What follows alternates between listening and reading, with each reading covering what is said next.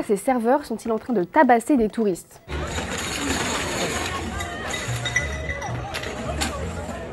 Parce que dans cette vidéo tournée fin septembre à Venise sur la célèbre place Saint-Marc, des touristes voulaient utiliser les toilettes de ce café sans consommer quelque chose, même pas un petit espresso. La dispute oppose 4 touristes qui veulent aller au WC contre 7 serveurs qui leur demandent de payer une conso avant.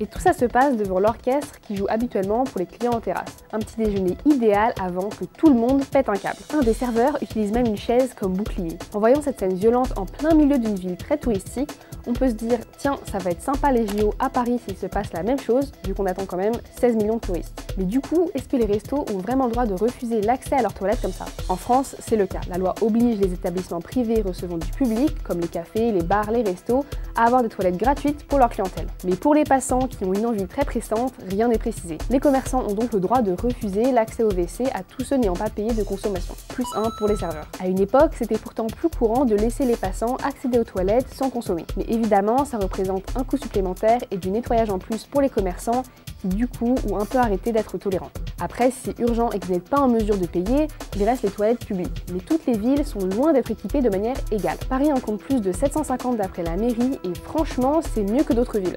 Oui, je te regarde Marseille avec tes 87 toilettes publiques pour 870 000 habitants.